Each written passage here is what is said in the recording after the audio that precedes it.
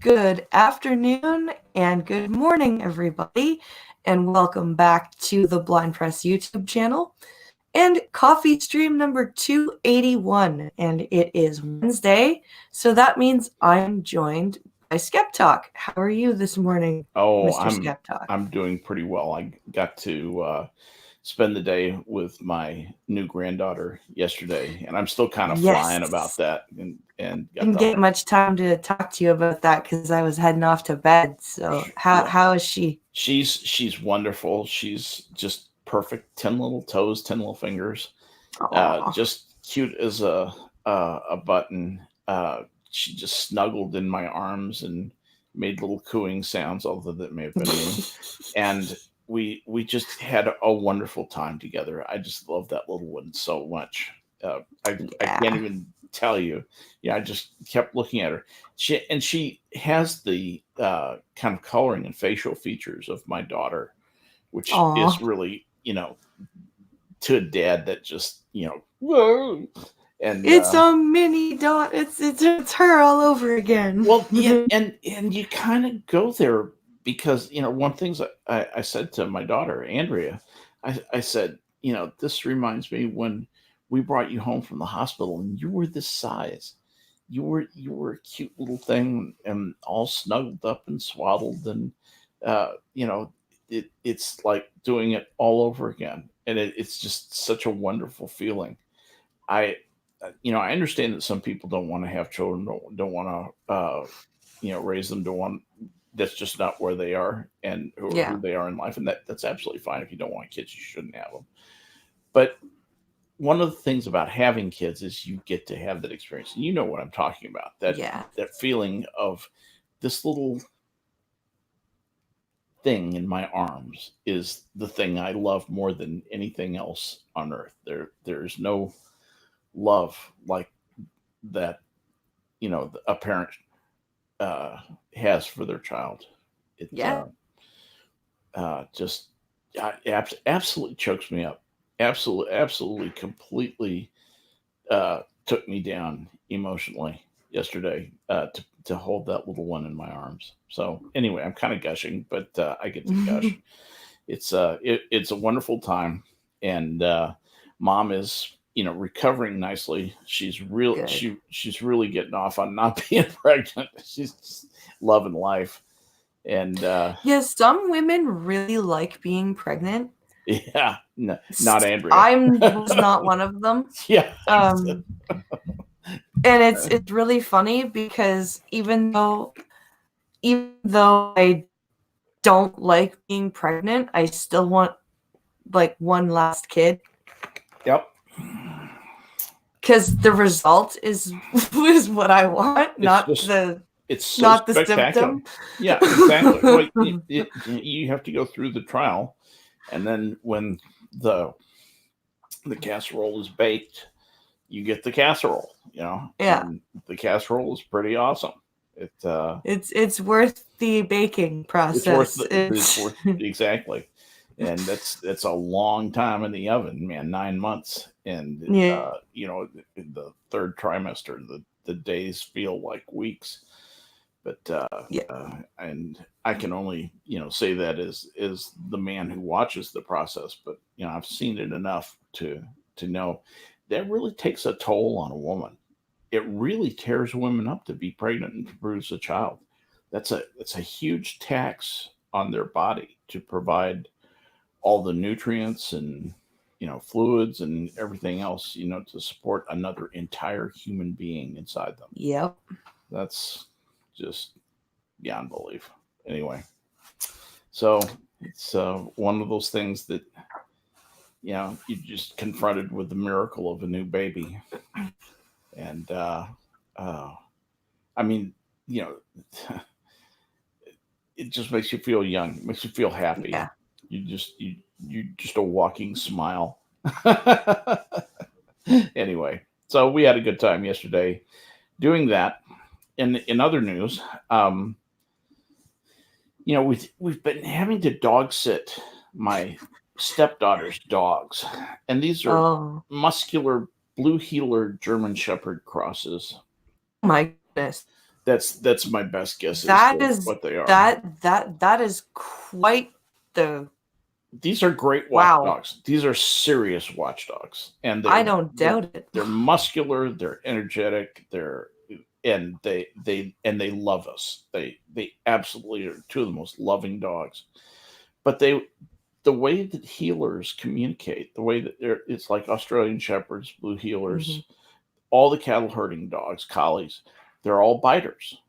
And they Yes. communicate by biting. Like last night we came home and Katie had dropped the dogs off, and I came in, and it's a mother and son. That's another interesting dynamic to this. But they're both the same size because the son is full grown.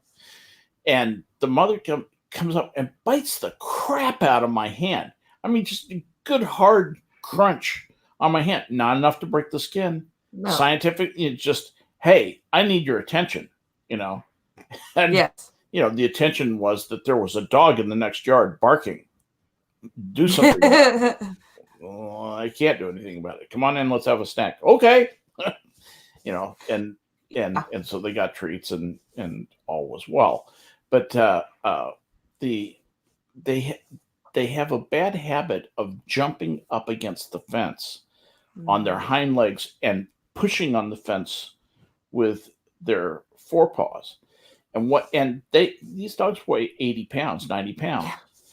So when they do that, they push the pickets off of the cross members and make holes in the fence.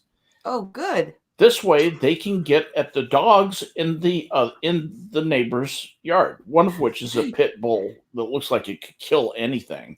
So you can't make them stop barking. We'll try. Yeah, we've got this, Daddy, and so anyway, yesterday my wife and I got out there and just got after fixing the fence. I bought a bunch of lumber and we just patched the fence and put up lumber that is screwed in from our side so that when you push it, it pushes against the cross member instead of pulling away from the cross member. So the dogs can push on it all they want and they'll never make any headway because the fence is too sturdy.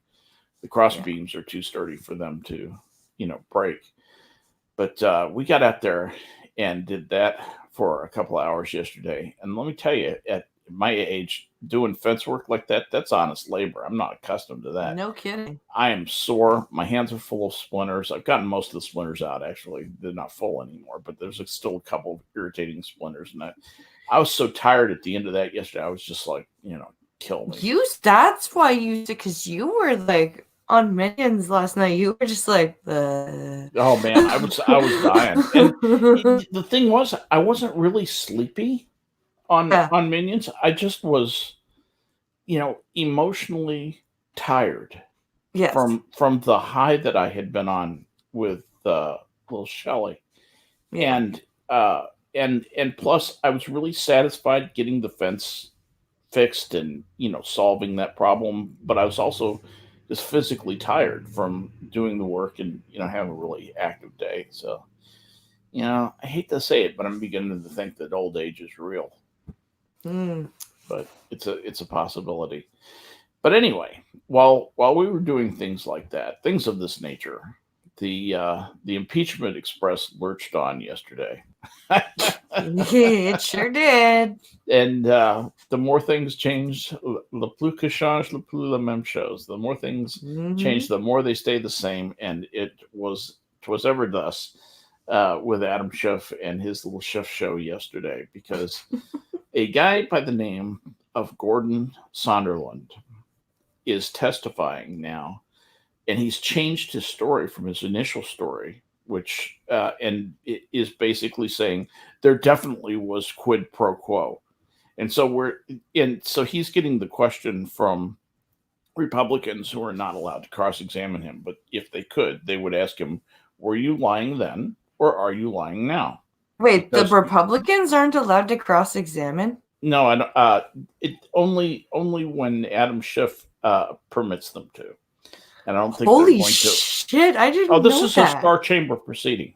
This is a pure Star Chamber proceeding. Republicans are allowed to ask questions of some of the witnesses, but not all of the witnesses, and it's utterly up to Adam Schiff's discretion if they can. Not only that, when they're asking the questions, sometimes Schiff will interrupt them, say, "Do not answer that question. You're not permitted to ask that question." So my God! yeah. This is the most And this is rigged thing publicly happening. Yeah, this is really happening. This is why he wants to have it behind closed doors. This is why he wanted to have all of it behind closed doors. And of course, we're seeing beneath the covers what's going on a little bit, and it's not a great look. So, what's going to happen here? I'm not going to bore everybody with a whole bunch of stuff, but I did want to get this out. Is this okay if we go into this right quick? So I wanted to have people understand exactly what this is, and this is from Politico. So this is from a liberal website. Big testimony revisions, bribery, and the Gordon problem. That's Gordon Sunderland. Biggest moments from Volker's and Morrison's meeting. That's, they were the first witnesses called by Republicans. Kurt Volker, the former U.S. envoy for the Ukraine peace talks, appeared to change portions of his testimony in Tuesday's opening statement, including details about a July 10th meeting he attended at the White House with Gordon Sondland. I keep calling him Sunderland. It's Sondland, Ukrainian officials, and others. In his closed-door deposition last month, closed door, remember, Volker categorically denied that the issue of, quote, investigations, end quote, in other words, the investigation of Burisma, had come up in that meeting. But in his new statement, Volker said Sondland did make a generic comment about investigations, which all of us thought was inappropriate. And just a side note right there, what Sondland said, his quick comment was, these investigations are bullshit, which is actually true. And that's ironic because Volker also claims in his opening statement, I did not know about the strong concerns expressed by then National Security Advisor John Bolton to members of his NSC staff regarding the discussion of investigations. Now, just let that sink in for a minute. He did not know about the strong concerns expressed by NSA Advisor John Bolton to members of his NSC staff. Really? You really expect us to swallow that? That's an awfully big penis. I think we can get it in with some lube. But he acknowledges participating in the meeting, which, according to the testimony of several other witnesses, Bolton angrily cut short once Sondland began discussing political probes. Which, that's one thing about a guy like Bolton. He's pretty tightly strung, and you can imagine Sondland got up there and started saying stuff like these investigations are bullshit. And, at which point a guy like Bolton will stand up and say, look, if this is the caliber of the discussion we're going to have, I've got better things to do. He got up and left. Yes. And I do believe that happened. So despite his efforts to connect Trump's lawyer, Rudy Giuliani, with the top aide to Ukraine's president, impossible to pronounce, and his drafting of a statement that would commit impossible to pronounce to the investigations Trump demanded, Volker has sought to portray himself as out of the loop as much of the back channel diplomacy as Sondland and Giuliani were. Do not bark. I'm on the air. Do not bark. Do not bark. Well done. I'm serious. Don't bark. Not another word from you. This is not your time to talk. The witness will be quiet. He also said he did not understand until recently that Burisma was linked to Hunter Biden. I don't care what you think about Hunter Biden. Shut up. Despite discussing with Giuliani on July 19th the possibility that Joe Biden, not Hunter Biden. My docs is trying to correct me. Might have influenced by his son's role in the Ukrainian gas company as vice president, which Volker described as, quote, conspiracy theory. Volker's testimony, along with senior NSC official Tim Morrison, comes after Lieutenant Colonel Alexander Vindman and Jennifer Williams testified earlier in the day. Volker said Morrison laid out a bumpy road ahead for Sondland, who is set to testify Wednesday today. In their testimony, the pair repeatedly took repeated shots at Sondland, distancing themselves from Trump's scheme, which he played a central role in to withhold military aid for Ukraine until the country's leaders publicly committed to investigating Trump's political rivals. Okay, Now here we see Politico's bias right there, because they're saying, they're acting as though that's been proved. Right. That not only hasn't been proved, it hasn't even been successfully really asserted yet. So they're acting like Volker and Morrison think Trump is guilty, right?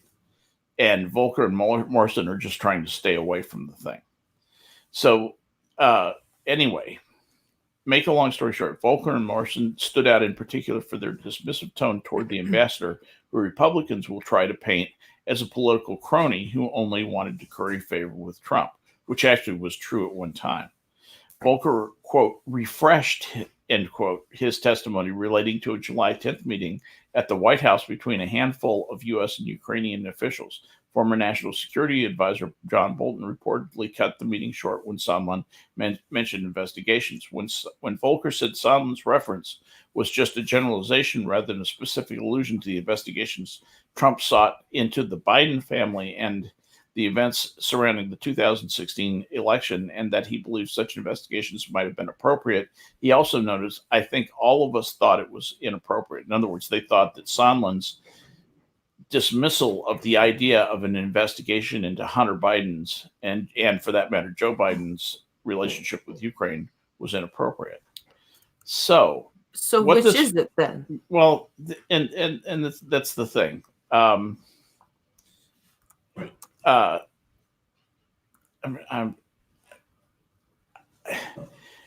His testimony today is already so tainted, it almost doesn't matter what he says. If he comes out and says there definitely was quid pro quo, they're going to say, well, what about your earlier statement where you said there definitely was no quid pro quo, and that you knew that and had proof of that? And and then he'll say, well, I misremembered, I misspoke that day, or whatever lie he comes up with to cover the fact that basically his current bread is buttered by the side that wants to get rid of Trump. The only thing about it, it's just the last thing I'll say about this. Oh, okay. The thing that I don't understand about Sondland is, why is he coming after Trump when he knows that the Senate will not remove Trump? Maybe he has gotten a big enough payout. I don't think it's like that. I think what he's being promised is that he'll be a player. That's what this guy cares about. This guy wants to be a big shot. He's never been particularly talented in anything. He's a schmoozer. He's just a schmooze guy. He's like a lobbyist, basically. He's like a political lobbyist. Gotcha. And the thing of it is, he speaks Ukrainian and Russian, and that was his entree into the diplomatic corps. Was he was trilingual, and but beyond that, he's kind of an irresponsible jerk, and he's who the Democrats are pinning their hopes and prayers on. So, but they're calling it the Gordon problem right now. Fiona Hill. A little more than a problem, I would say. Well, she calls the Gordon problem a term she coined to refer to Sondland's effort to promote the Burisma investigation. Okay. And then after numerous discussions with former top Russia advisor to Trump, Morrison said he decided to keep track of what Sondland was doing and didn't always act on issues the ambassador thought were important. Remember, Sondland was the U.S.'s ambassador to the EU. Yes. See, he's not so why did he think it was his place to hijack the U.S.'s foreign affairs policy and just take it on himself? I don't know. I don't understand that. I don't understand what he thought his role was in doing that. So Morrison said he understood both Sondland and Trump wanted a meeting with Zelensky, the president of Ukraine, though he testified he did not endorse the notion of Zelensky sending a message about investigations. Anyway, he's scheduled to testify today. Morrison, on the other hand, is one of the first GOP requested witnesses to testify publicly in the impeachment inquiry, said that he had sought to restrict access to the partial transcript of the Trump-Zelensky call because, as he testified in his closed-door deposition, he had concerns about how its disclosure would play in Washington's political climate. So it sounds to me like Trump probably said something that can be interpreted as quid pro quo, probably on that. My question to you, if there was a quid pro quo, if Trump actually said, hey, look, if you want these arms and these tanks and these guns and all our support, we're fine with that. But what I want you to do before I'm going to release that is I want you to look into this Burisma thing and see if Hunter Biden is dirty, because that will splash back on Joe Biden and it could really help me. Is that really very different from what Hillary and Bill Clinton did with the Chinese government when they came back with garbage cans full of cash from China? And Al Gore turned that into political art and nearly won the presidency with Chinese money. How is that okay? And the promises they made to China, which were obvious quid pro quo, obviously an offer by Gore to play ball with China, why were those not so vigorously and assiduously pursued by people like Adam Schiff if they're so damn morally offended by this stuff? Because those people were Democrats? Yes, I think that's exactly what it is. I think this thing is hypocrisy on parade. So anyway, I just wanted to get that out there, get people thinking about what the real questions are. This guy Sondland's testimony is going to be important, but I think he's been partially discredited. I think he's going to come out and say there definitely was quid pro quo, and the Republicans are going to fall on him like a ton of bricks and say, you're lying. What about your earlier testimony? Yeah. What do you think? I hope that happens. Yeah, you kind of hope they have the balls, right? I don't, at this point, I don't think it will happen. Honestly, but that's fair. Hope it will happen. That's fair. So anyway, just wanted to get out that and share that with you. So anyway, what have you been doing for fun? What? Say what? What have you been doing for fun? What have I been doing for fun? Yeah. I've been looking at these. So I've got a few interesting stories. I'm just gonna jump over here and quickly get my screen to share. Okay, I'm going to say hi to chat while you're doing that. Yes. I'm going to say hello to Irate Prostate. Hello, my brother. Costin is here. Hey, nice to see you guys. Sora is here. Hi, Sora. Nice to see you. Mr. Dax. And let's see. Goatman is here, of course. And Lindsay. Hi, Cynical Lindsay. Maddie is here. And Maniac Man.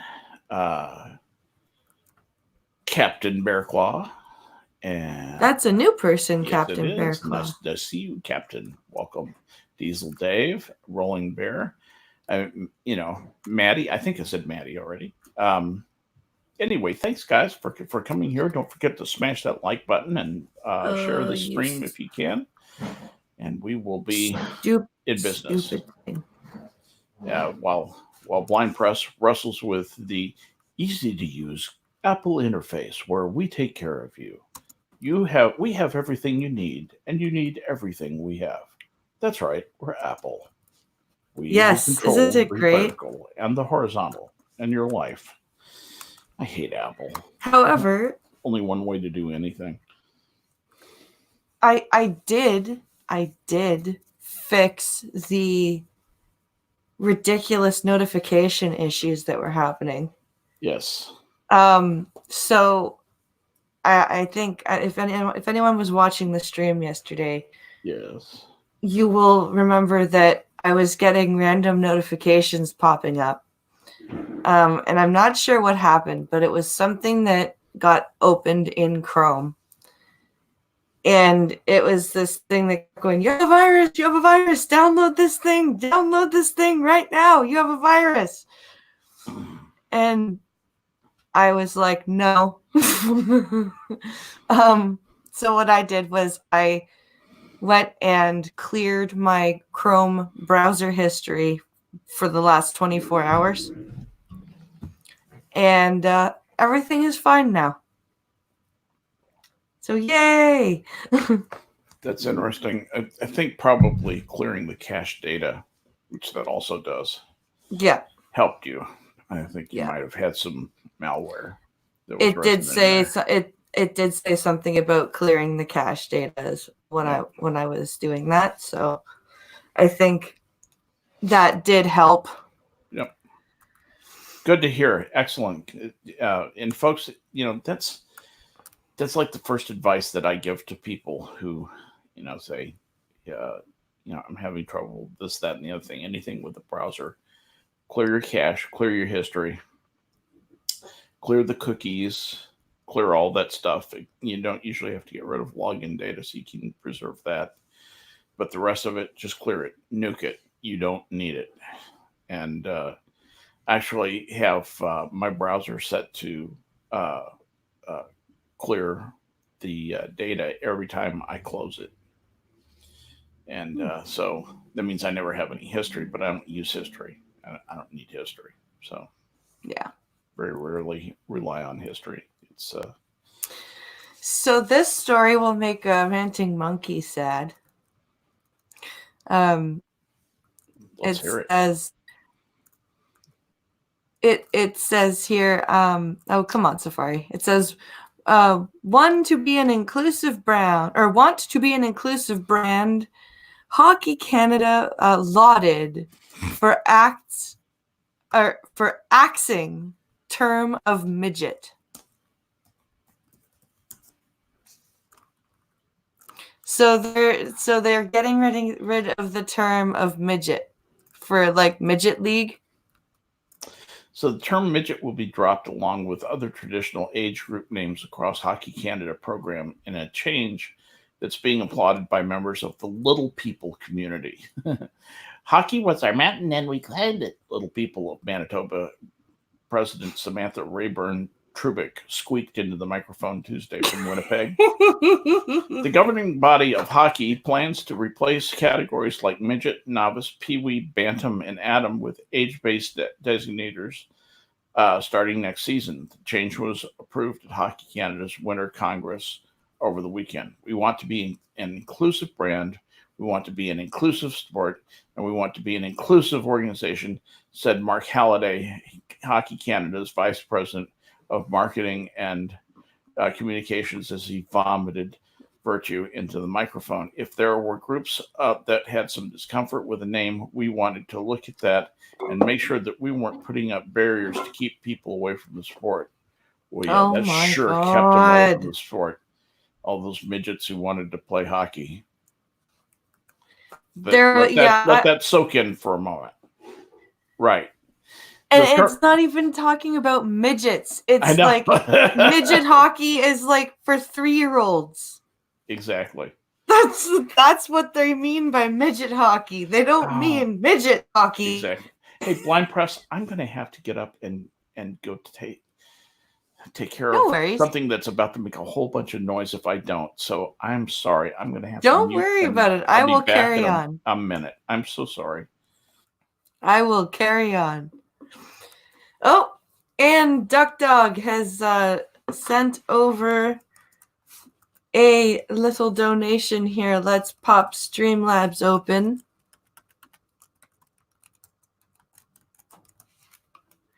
Let's pop Streamlabs open here. Looks like PayPal is actually going to behave. That was frustrating yesterday. Okay, oop, that's not where I want to go. Log in with YouTube, yes, please. It would be nice if you kept me logged in the whole time. But hey. Come on, come on, come on, come on, come on. I'm trying to do this fastly. Yes, I just said fastly. I did just say fastly.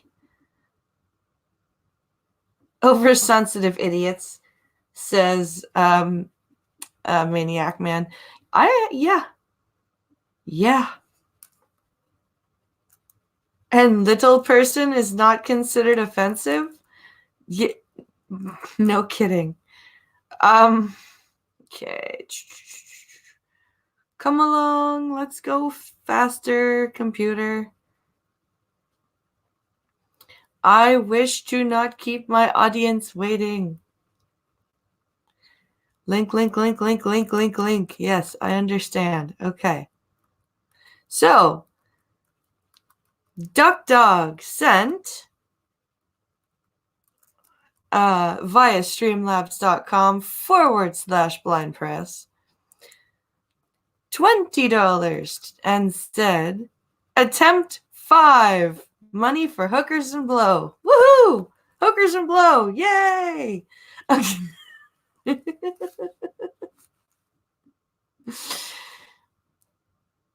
if you is my brain braining? Yeah, right now it is. Munchkins versus Oompa Loompas. That's awesome. If you too would like to send money for hookers and blow or the wedding, either one, you could go to the GoFundMe in the description or streamlabs.com/blindpress and help us get this going. Let's pop back over to the StreamYard tab. Pop. Okay. And back to Safari. And we're going to move on to the next story. This one's a little interesting. This one's from Pincalo. Where is the headline? There it is. So the headline here says, Bottle Boy.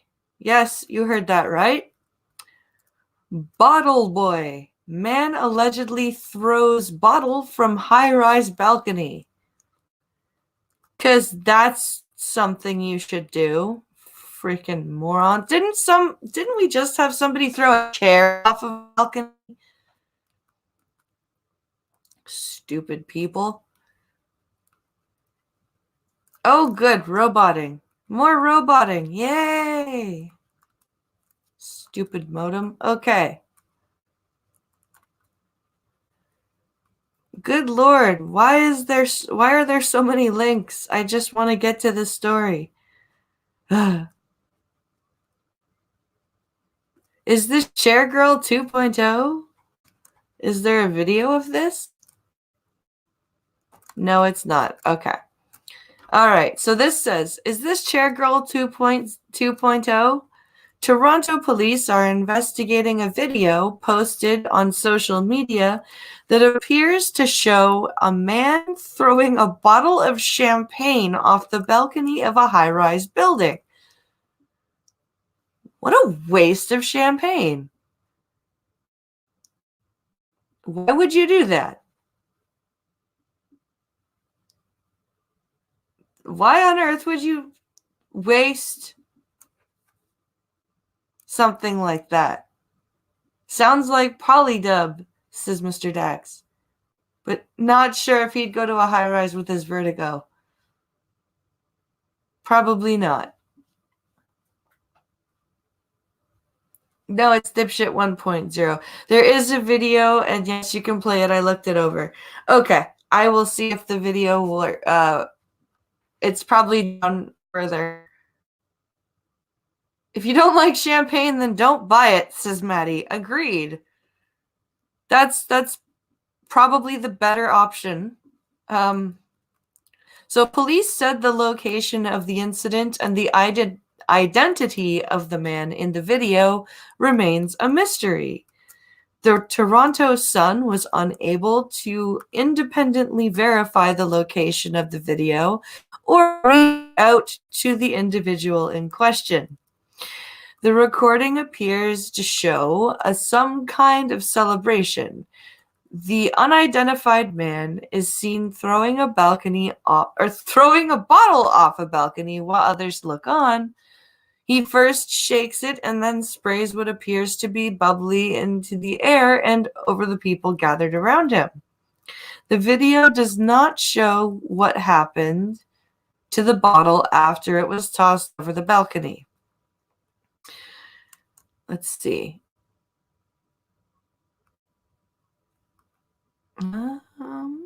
Toronto Sun.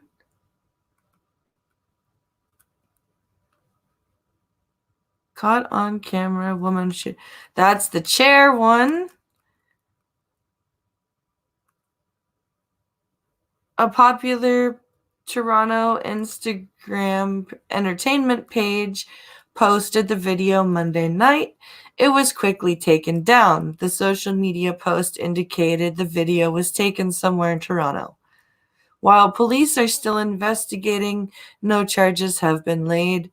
Prominent Toronto defense lawyer, what's his name? Ari Goldkind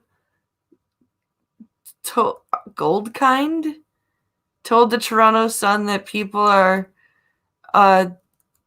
too often engaging in inappropriate alcohol-induced behavior. However, Goldkind said if the police investigation finds enough compelling evidence to warrant a charge, it likely will lead to a charge of mischief and endangering life. Yeah. The video comes days after Marcella, something that voiceover mispronounces probably, known as Cheryl Girl, pleaded guilty to mischief causing danger to life for a February 2019 incident while she was recorded throwing a lawn chair off the 45th story of a balcony or of a Toronto condo above the Gardner Expressway, which is a very busy highway.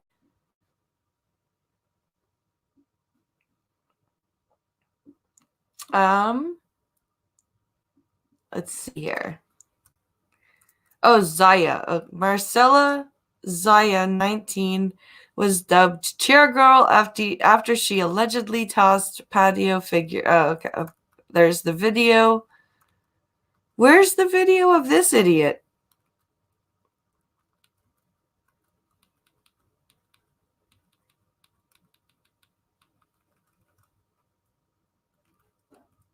Where's the... Oh. Is this it? I'm back. I'm sorry about Hello. that. I'm so sorry about that. No worries. Just, you never know when someone's going to come over. So, we're just looking at a story about some idiot who threw a bottle of champagne off of a high-rise balcony in Toronto. Threw a bottle of what? Champagne. Was it full? Yep, perfectly good bottle of champagne. Good God. What a waste. Yep. He shook it up first, sprayed it over his friends, and then threw it off the balcony. It's what you do, right? No, of course. Was anybody hurt? So far, it doesn't seem like it. The police are still looking for the person in the video. Oh my God. See, there's tape of this guy doing this? There's tape of this guy doing this? Yeah, there is. Apparently there was supposed to be a video of it in this article, but I can't. All there is a video of Chair Girl, the idiot that threw a chair off of a high rise. All right, so this is man throws bottle of champagne. It's Bottle Boy. Bottle Boy. All right, let's. Bottle Boy. Man allegedly throws bottle of champagne. Toronto Sun. So it's this Chair Girl 2.0 is what it's saying. And, Yeah. So here is the. I'm actually watching. Here he goes. He's shaking it up. Okay. Oh, and he throws it all over his friends and everything.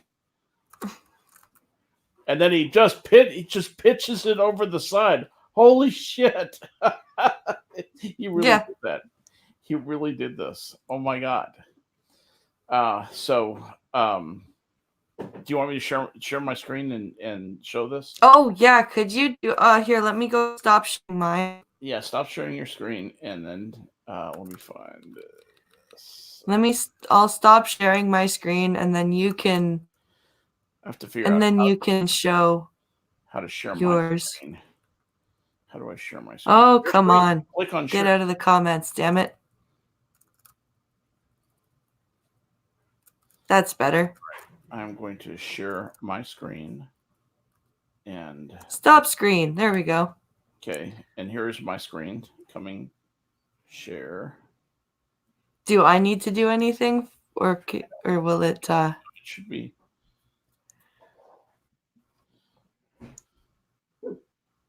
It's just okay. I'm actually cancel all that.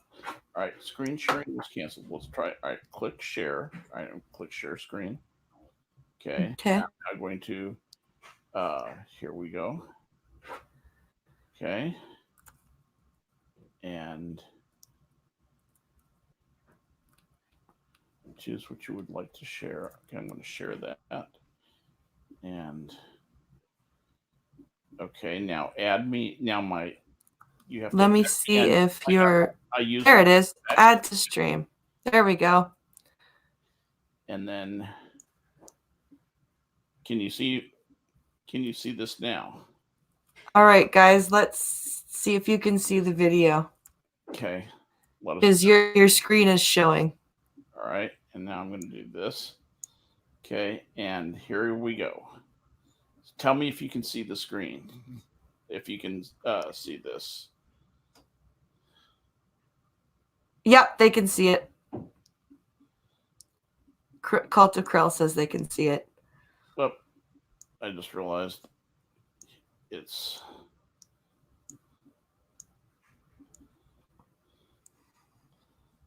So yeah, that's what this moron was doing.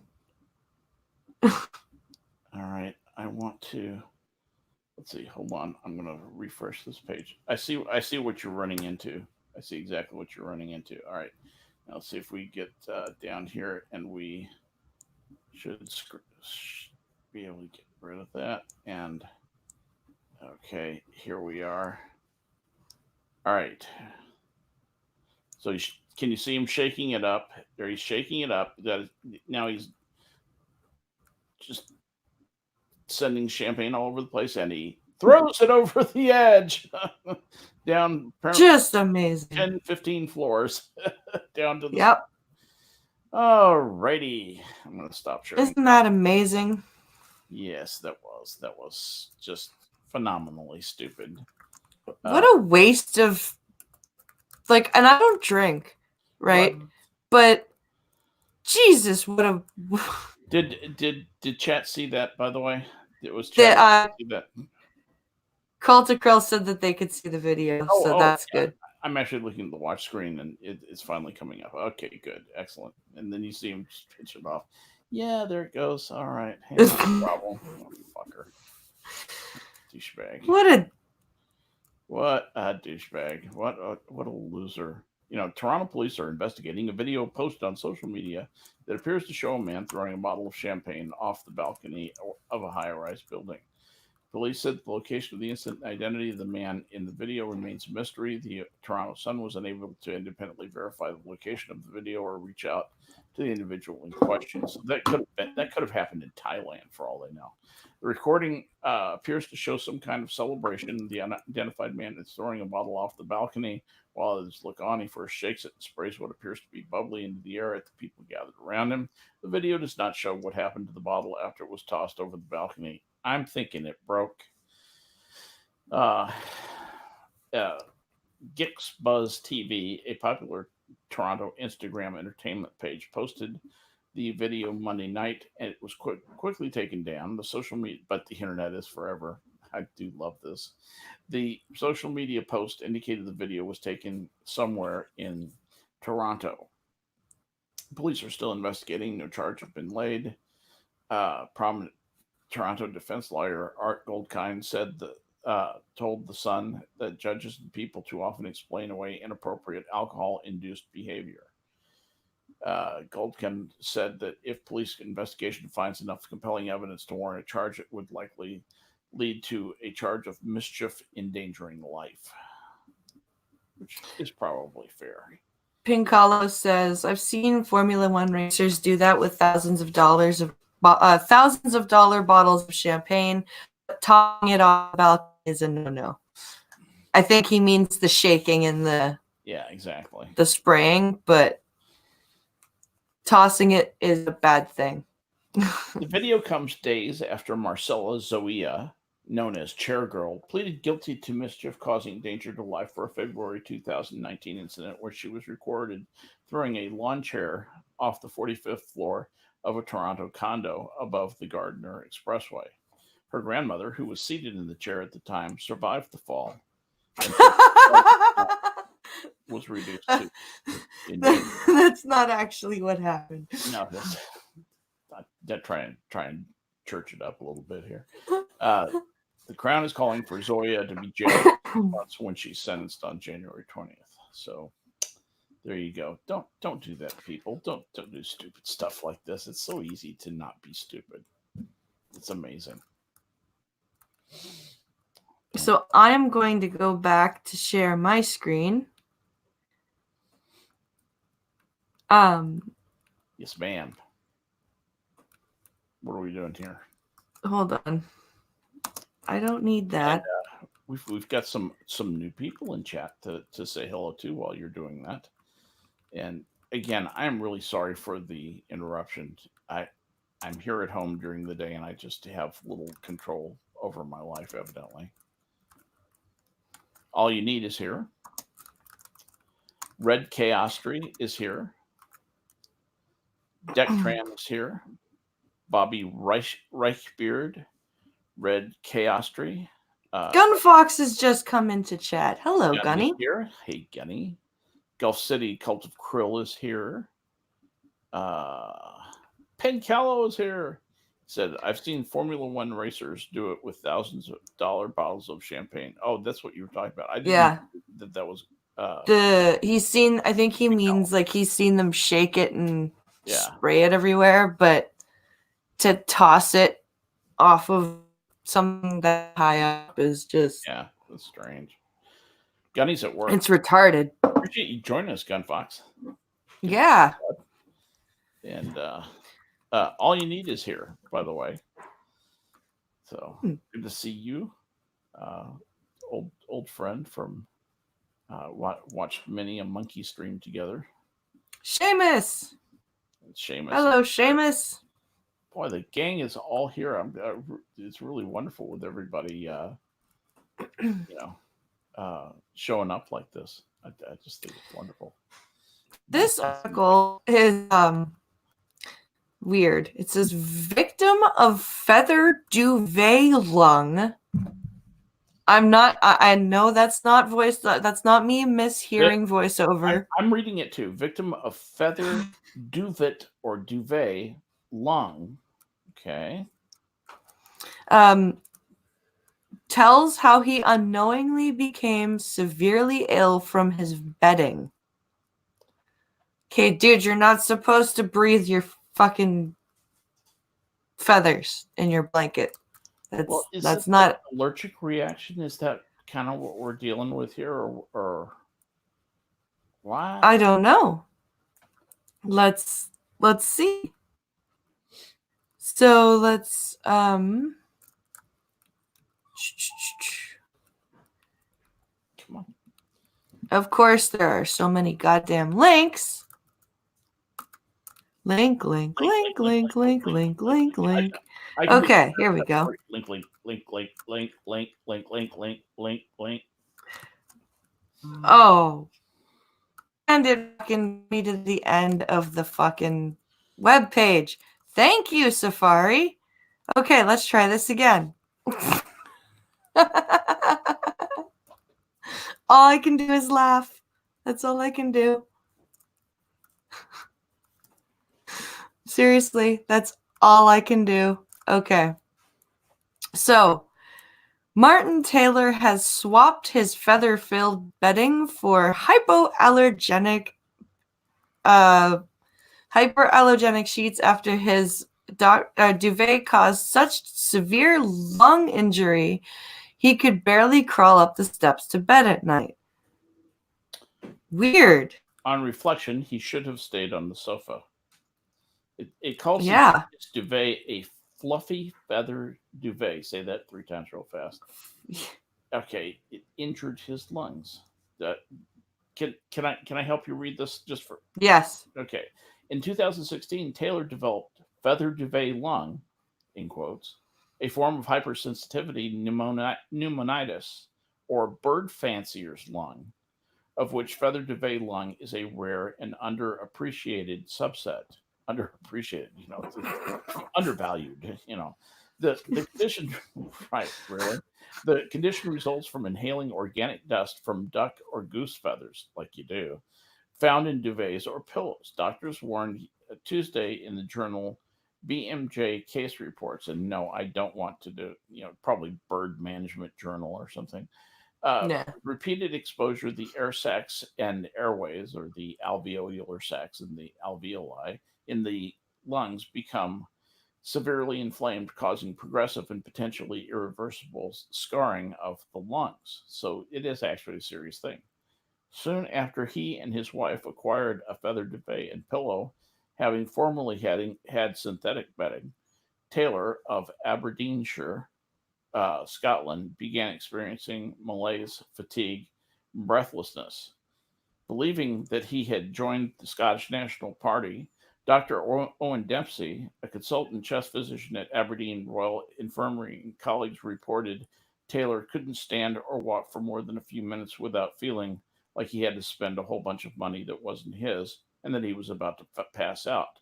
But a non smoker, Taylor was normally well, except for occasional bouts of sciatic nerve and tendinitis or ringing in the ears. This is fascinating. There's so much irrelevancy in this article that I can't help myself. I have to have some fun with it. After months of symptoms, he saw his family practitioner. We're in the 5th paragraph, and he's going to see the doctor. We're in the 5th paragraph of the article. He saw his family practitioner, but a chest X-ray came back, quote, normal, end quote. I started getting dizzy spells on exertion. Taylor, now 45, wrote in a first-person perspective published in the journal. The software engineer was signed off work and spent most of his time asleep. During the day, he slept on the sofa. We thought we had the best thing at night would be to get upstairs to bed, Taylor said when he reached his home Tuesday. It took 30 minutes to climb the stairs, a couple of stops on the staircase, and I was really feeling quite dizzy and sick. I'd sit down and take 5 minutes to muster up the will to tackle another couple of steps. This is why. X to doubt. This is why. X to doubt there. You know what you do when you get feather bedding? What?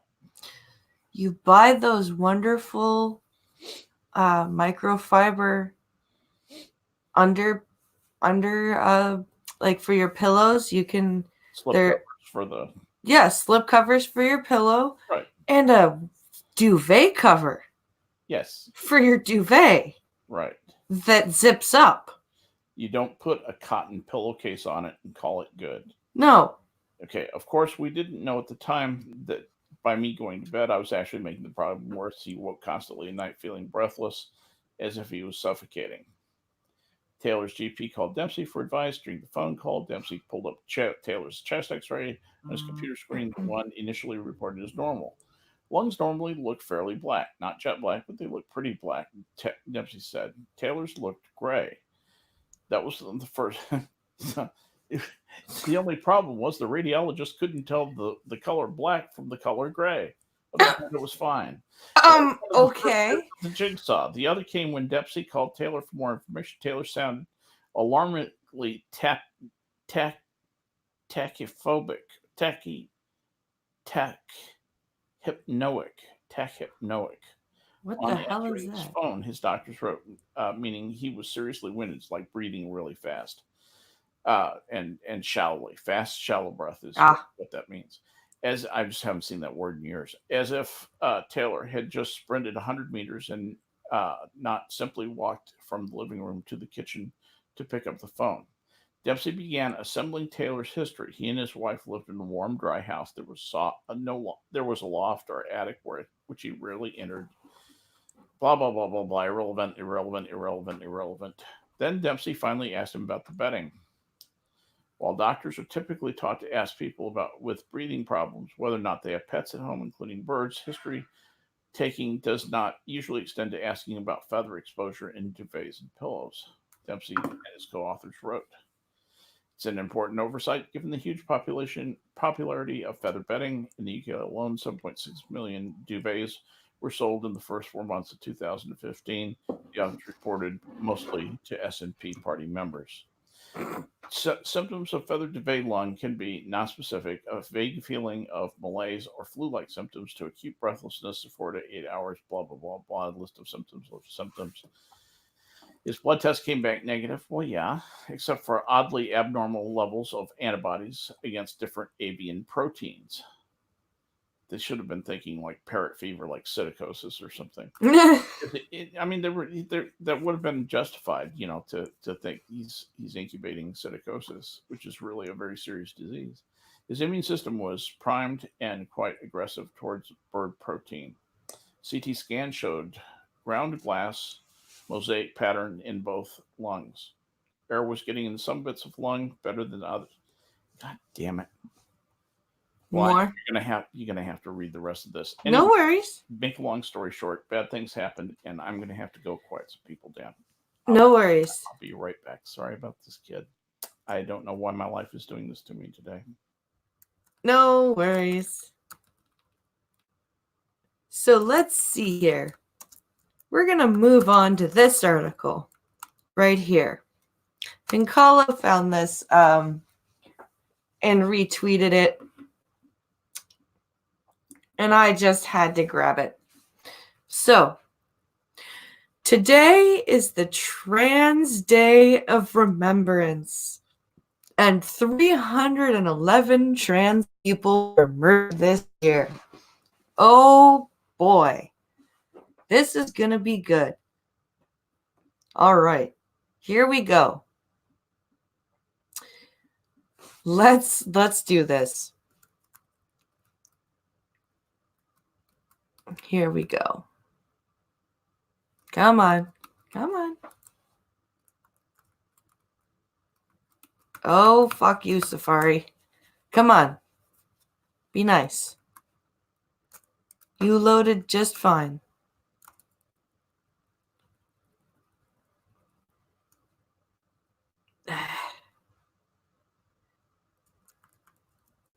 What did you do?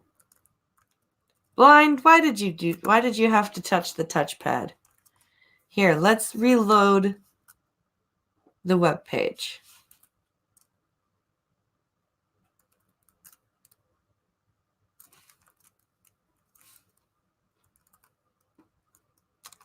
Oh my goodness. Oh, look, a video that is now playing in my ear that I can't stop.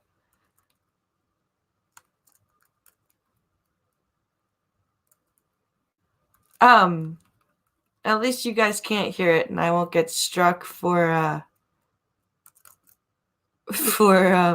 whatever music it's playing. Wow, that's loud. Okay.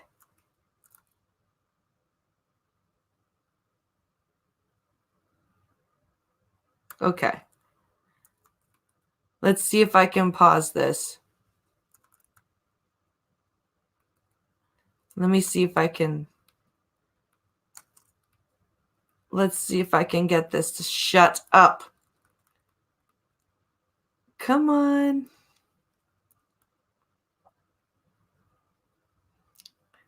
It's like playing this weird song over, like, come on. Can I pause? Damn you. Thank you. Fuck. Okay.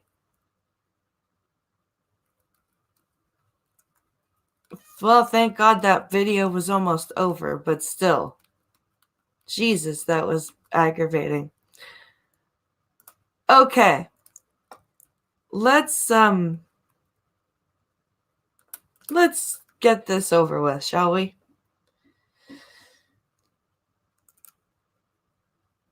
Yay, says Bobby Reichbeard with a clown face. No kidding. So it says, while people around the world observed the Trans Day of Remembrance on Wednesday, a new report from Trans Respect versus Transphobia Worldwide says 331 transgendered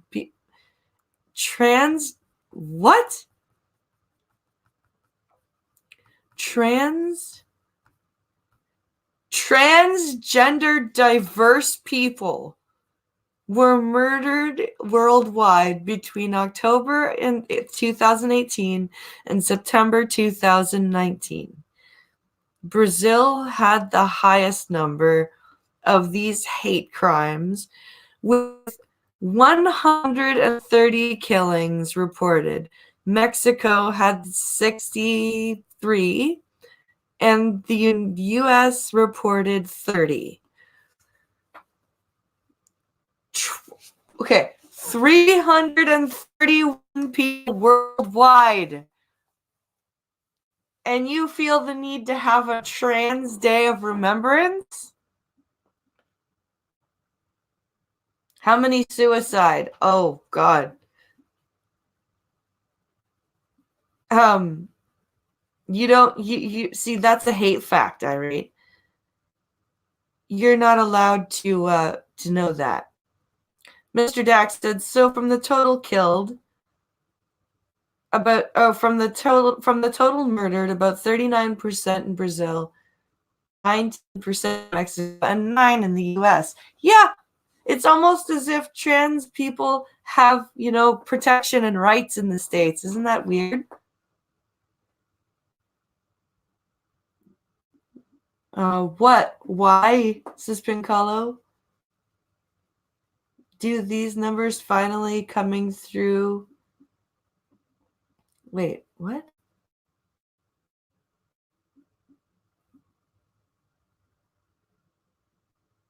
How many were due to being trans versus just getting killed? That's a good question. That's a very good question. So this carries on. In addition, 3,317 trans and gender diverse people have been murdered globally since January of 2008. What is a gender diverse person? What is a gender diverse person? Latins hate traps, apparently. So it says stigma and discrimination against trans and gender diverse people is real and profound around the world and are part of a structure of an ongoing circle of oppression that keeps us deprived of our basic rights, the report said. Trans and gender diverse people are victims of horrifying violence, or hate violence, not just violence, hate violence. Because that's the worst kind. So we need to ask Eve if she's trans or gender diverse. Today is the Trans Day. So this is the Trans Day of Remembrance. Yes, I've been reading this article, and so it says that trans and gender diverse people are victims of horrifying hate violence and extortion. Some of these murders go unreported because victims are misgendered by the media. Wait. That's the reason they go unreported. So the police don't know about them because the media misgenders them? Yes. That's where the police get their information, is from the media. See how it works.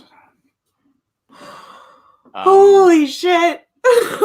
Okay, so let's just figure this out here. All right, let's see. Additionally, 3,317 trans and gender diverse people have been murdered globally since January 2008. Stigma and discrimination against trans and gender diverse people is real and profound around the world. Blah blah blah blah blah blah blah, etc. etc. Gender diverse people are not systematically produced, and it is impossible to estimate the number of actual cases. So they're saying there's not enough data on trans and gender diverse people who are victims of horrifying hate violence, including extortion, physical and sexual assaults, and murder. Because somehow when it's against a trans or gender diverse person, it's a worse crime than if it's against a cis person, right? Well, cis people deserve to be extorted and raped and murdered. Sure, I forgot about that. Yeah, of course. Particularly women, right? Women deserve to be raped. Can we say that on is that what they're saying? Is that what Newsweek is saying? Is it's okay to rape some women? So, or it's just worse to rape it. Some rapes are worse than others. You know, that doesn't make any sense. Some of these murders go unreported because victims are misgendered by members of the media. No, that's not true. That's absolute fabricated bullshit. Some of these murders go unreported because victims are misgendered by members of the media. That's why they go unreported.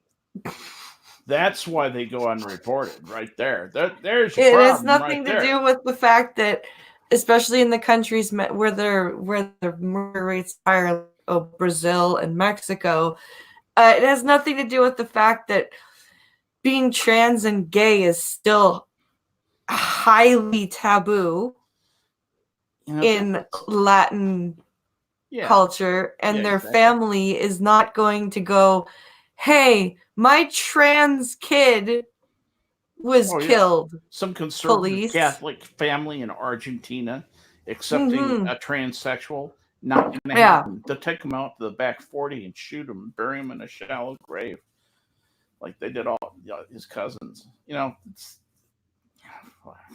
out of the victims with known occupations, 61% were sex workers. Wait a minute. Wait.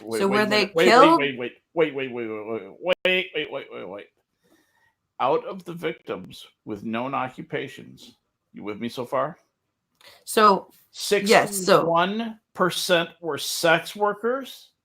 Okay, so we have a total of 330 murders this year. Okay, yeah, I'm with you. So they're saying, and they didn't say that they knew all of the 330 occupations. They said known occupations, right? So what percentage of them did they know the occupations of? Yeah, what percentage did they know the occupations of? And then 61% of that percentage. Right. Still, even so, let's say that, for example, that they knew the occupations of three-quarters of them, and they probably did. If you know their name, getting a person's occupation is not really very hard. I'm sorry about the barking in It's the okay. background. Please stop barking. Your cooperation is deeply appreciated. All right, one word for men. They get exactly what they want to. Anyway, uh, so let's say that three-quarters of them you knew the occupation of them, and so that basically says out of 331, that's like 275. So 61% of 275 is about 160, 165 roughly. Yeah. So basically, out of the whole thing, about 50% of them roughly probably were sex workers. 50% of the people who were victimized are sex workers. What what precisely does this say about risk, sex work, and transgenderism generally, or does it say anything at all? I don't think it says necessarily anything about transgendered.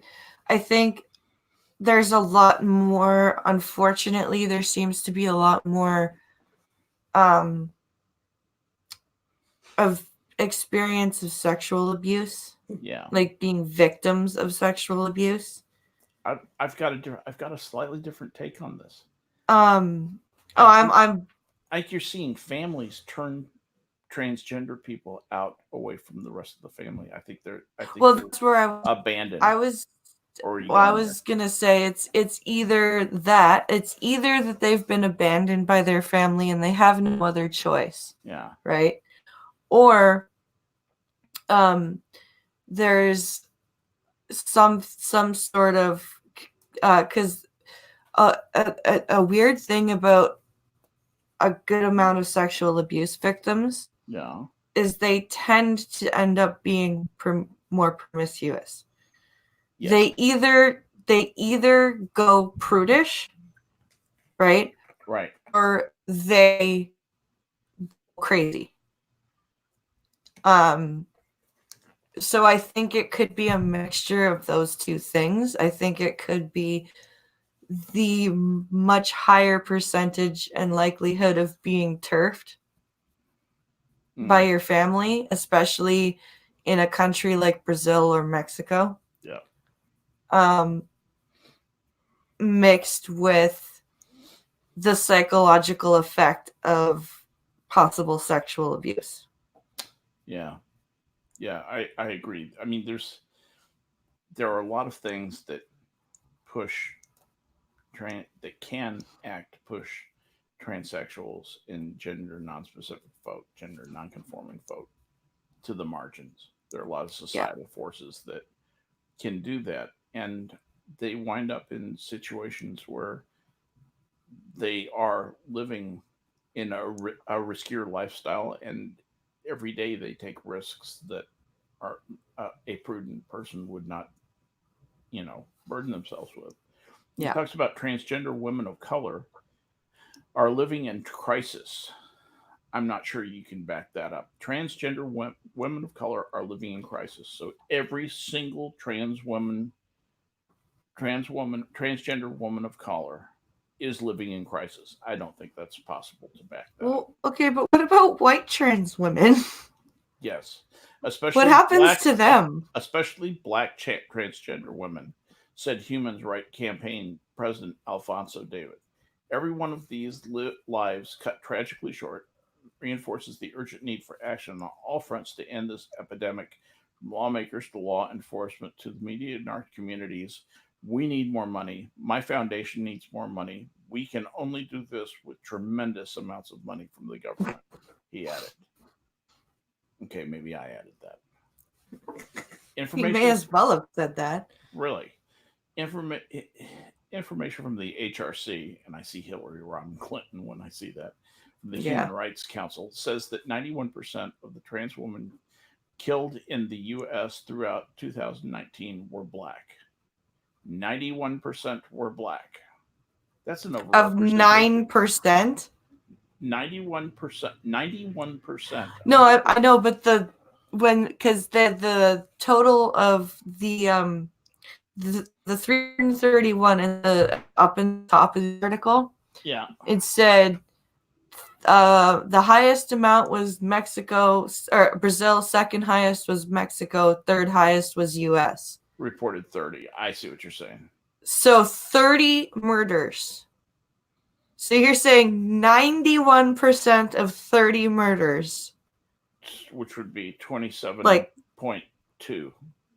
yeah, Which so 27 people. I know how that works, but anyway, that would be 91%. So 27 people. 27 out of the 30 were black.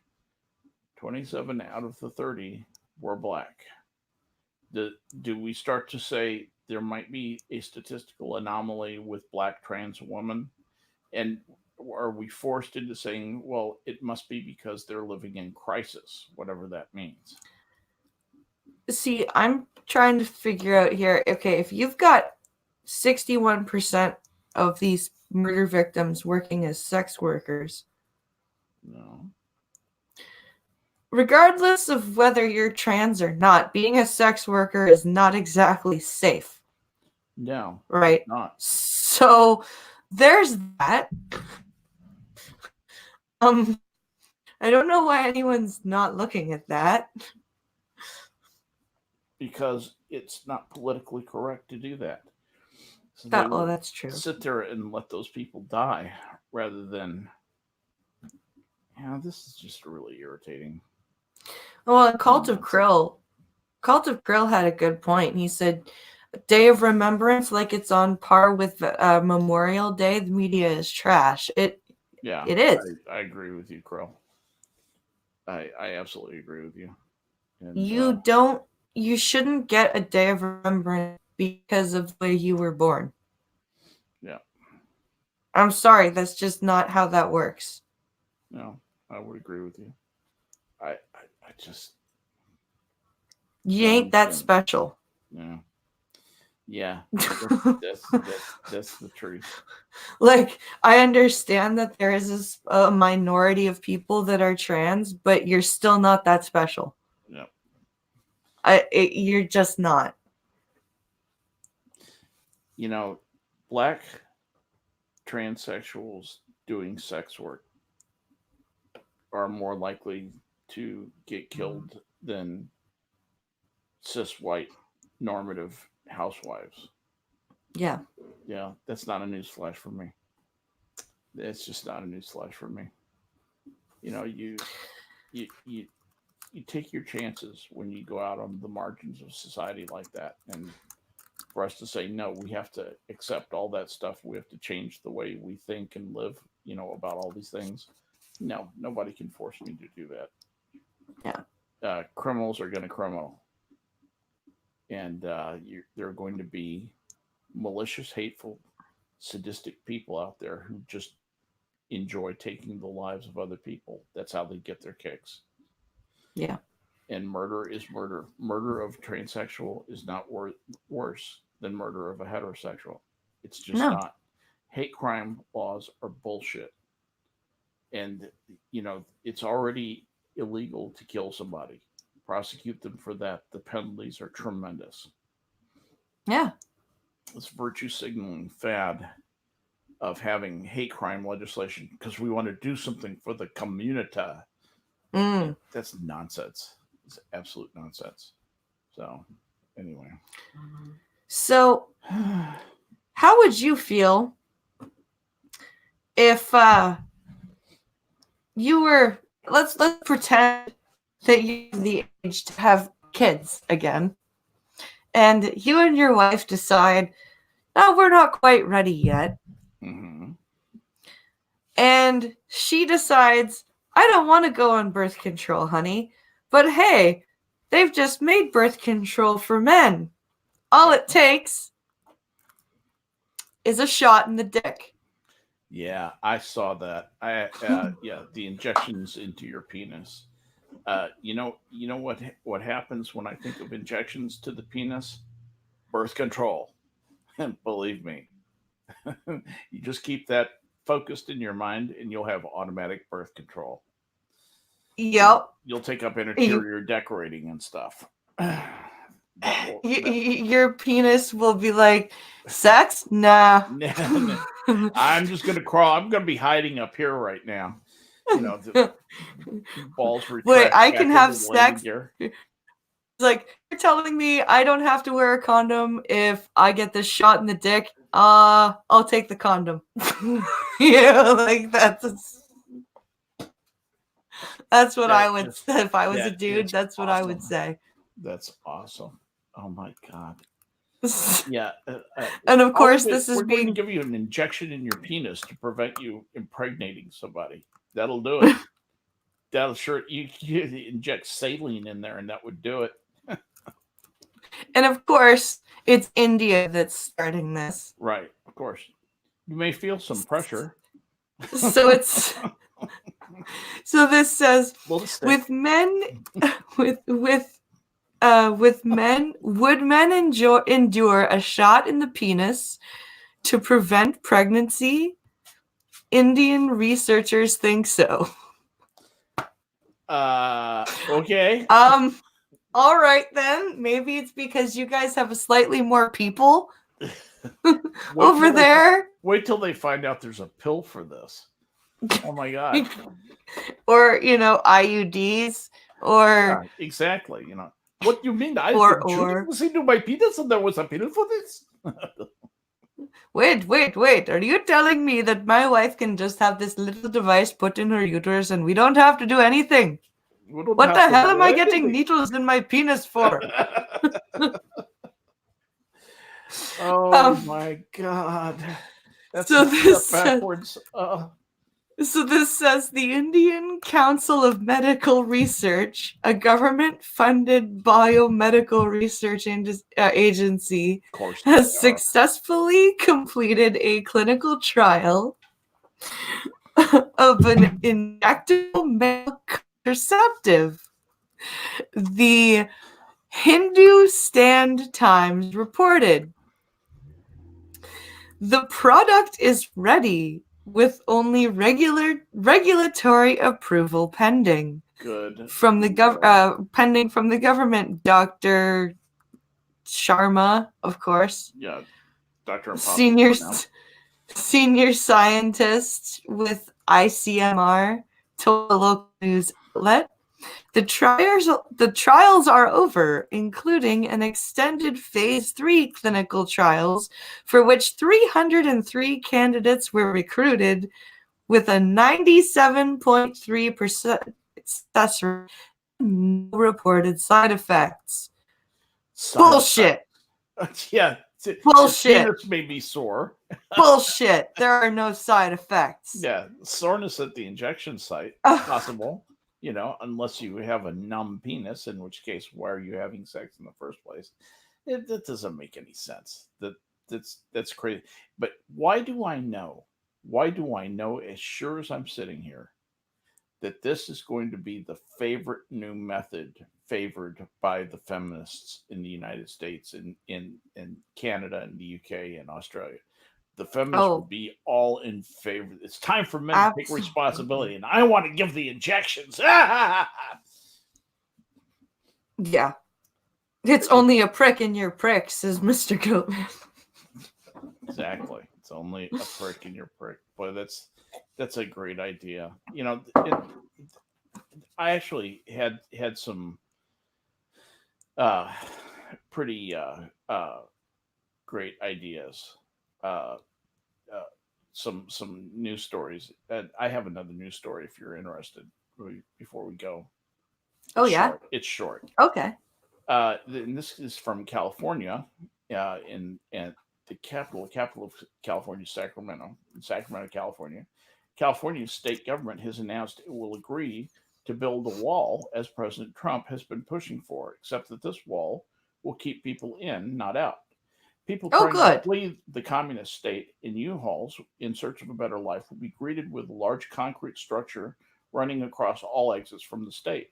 Modeled after the Berlin Wall, the structure will provide comfort and security to state legislatures fearful of citizens fleeing the basic necessities like electricity, taxes less than 100%, and taxes less than 100%, and plastic straws and bags.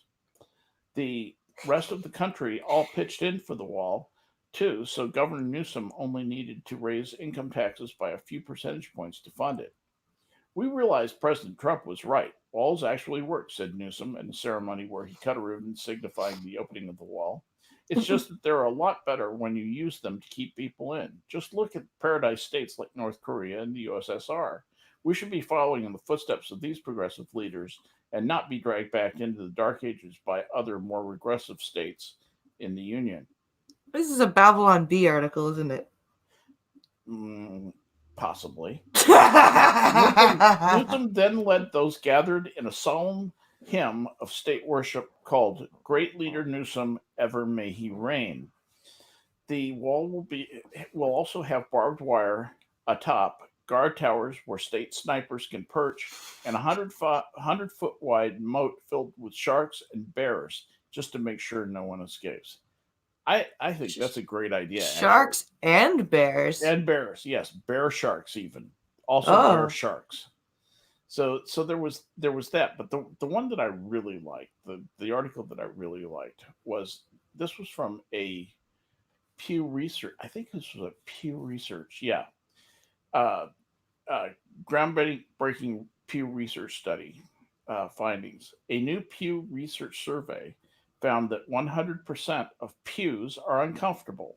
It shocked the religious leaders throughout the country as they mostly got to sit in normal chairs.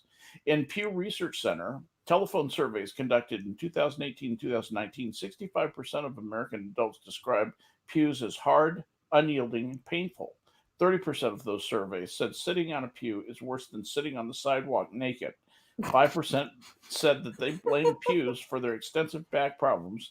Meanwhile, those who identified pews as comfortable came in at a very low 0%. That's awesome.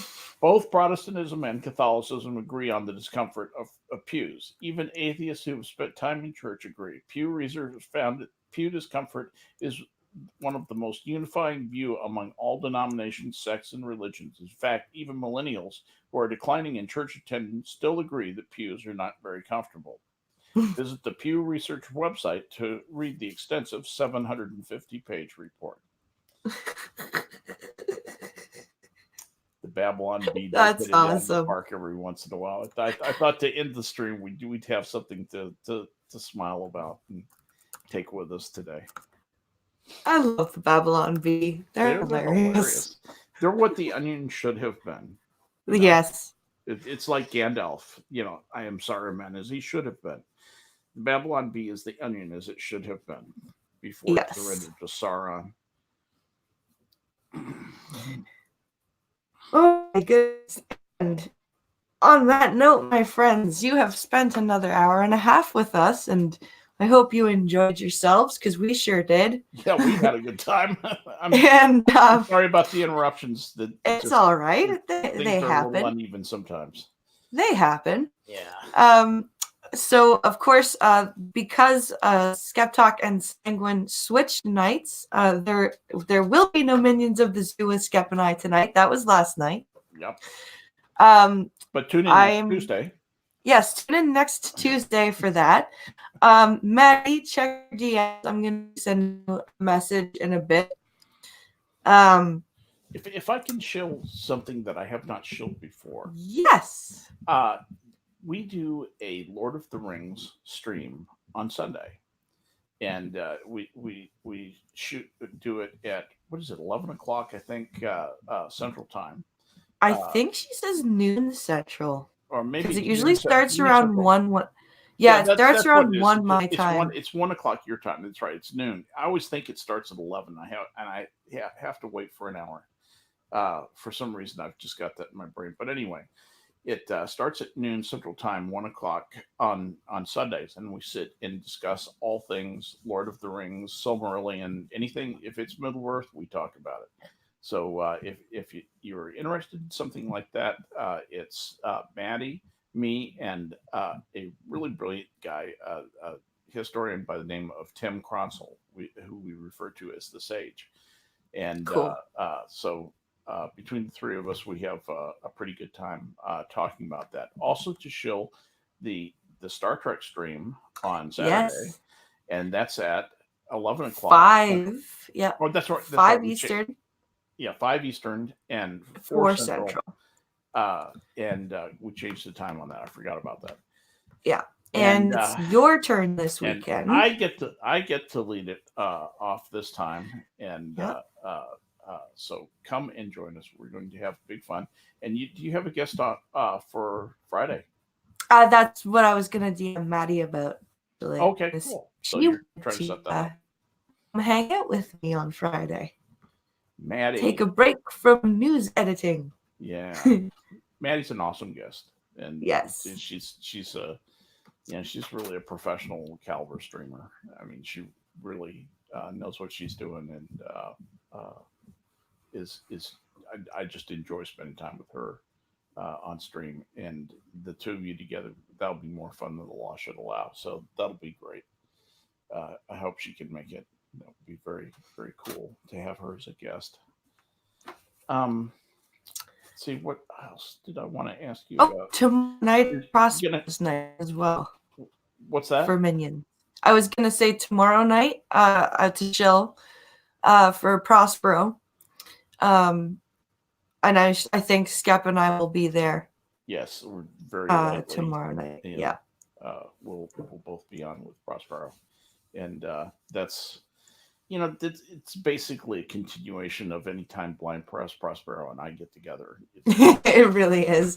Conversation breaks out, and we have a pretty good time. We're all three of us are alpha talkers, and so there you go. So come and join us. It's big fun. And you're at the regular time tomorrow also? Yes, noon Eastern, 11 Central. 11 Central. So be there or be square. But for my part, as usual, I always have fun. It's great fun to be able to share the joy of adding the little one to my family with my friends here on stream. And thank you as always, my friend, for having me on. No worries. I love having you on. It's fun. Yeah, till Undoom says yes. I'm just teasing. Also, Duck Dog, thank you for the $20 donation again. Sorry about being a guest. And everybody has a great rest of their Wednesday, and we will see you tomorrow for another coffee stream. Have a great day, guys. Bye, everybody.